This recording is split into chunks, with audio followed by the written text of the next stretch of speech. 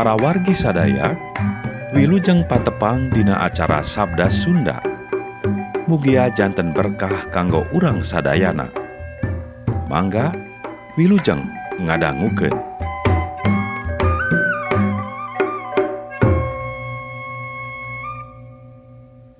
Injil Yesus Kristus numutkeun Santo Matius. Yesus medalna di kota Betlehem, bawahan Yudea, zaman Raja Herodes. Teu lila ti harita, aya tukang ngulik bentang ti wetan sarumping ka Yerusalem. Mariksakeun kieu. Ari murang kalih pirajaeun urang Yahudi anu anyar medal di mana tempatna. Bentangna parantos bijil di wetan. Sim kuring sadaya sejang ngabakti ka anjeunna. Raja Herodes barang ngadangu hal eta teh mani ngagebeg. Kitu deui jalma-jalma saeusi Yerusalem. Anjeunna ngumpulkeun imam-imam kapala jeung guru-guru agama Yahudi tuluy mariksakeun. Di mana Kristus bakal medalna? Jawabna, di Betlehem bawahan Yudea. Margi kieu diseratna ku nabi.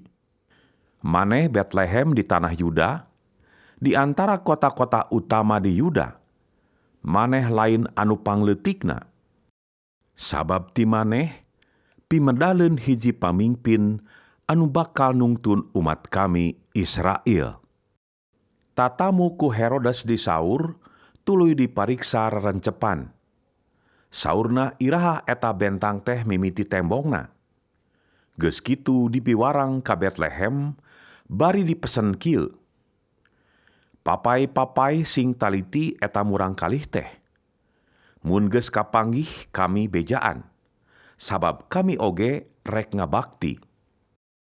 Bral tatamu arangkat. Di tengah jalan, bentang anu tembong di wetan teh tembong deui. Aranjeuna kacida aratoheunana. Bentang teh maju miheulaan, reg ngarandeg lebah tempat murang kalih tea. Aranjeuna lalebet ka hiji pondok. Eta murang kalih jeung Maryam ibuna kapanggih.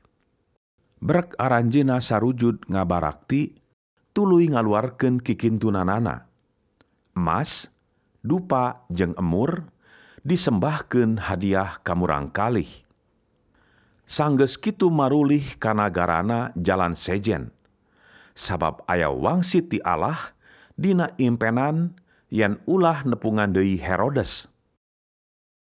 Samulangna tatamu, malaikat pangeran sumping ka Yusup dina impenan sasauran kieu. Murang kalih teh keur diteangan ku Herodes rek dipaehan. Gerah hudang, murang kalih jeung ibuna ungsikeun ka Mesir. Cicing di ditu heula nepi ka ku kami dibejaan deui. Yusup gugah. Peuting eta keneh, murang kalih jeung ibuna dicandak ngalolos ka Mesir. Sarta terus di ditu bae nepi ka Herodes pupus. Hal eta pikeun nekanan dauhan Allah ka nabi, anu kieu tea. Kami nyaur putra kami ti Mesir. Herodes ngaraos dibobodo ku tamu urang wetan, pohara benduna. Seug bae nimbalan numpes sakabeh barudak leutik di Betlehem jeung sakurilingeunana, anu umurna ti 2 taun kahandap. Diitung ti semet mimiti tembongna bentang, nurutkeun katerangan ti tatamu ka anjeunna tea. Ieu kajadian teh nekanan kasauran Nabi Yeremia baheula anu kieu.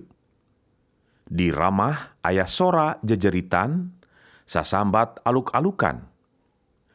Rahel nyeung ceurikan anak-anakna, henteu beunang diupahan, sabab anakna kabeh tariwas. Sanggeus Herodes pupus, aya malaikat nembongan ka Yusup di Mesir dina impenan. Saurna kieu, gerah hudang. Murang kalih jeung ibuna bawa mulang ka Israel. Sabab jelema-jelema anu rek maehanana geus paraeh. Yusup gugah murangkalih jeung ibuna dicandak mulih ka Israel. Tapi ku sabab mendak beja yen Raja Yudea anu ayeuna teh Arkelaus putra Herodes. Anjeunna salempang upama terus kaditu.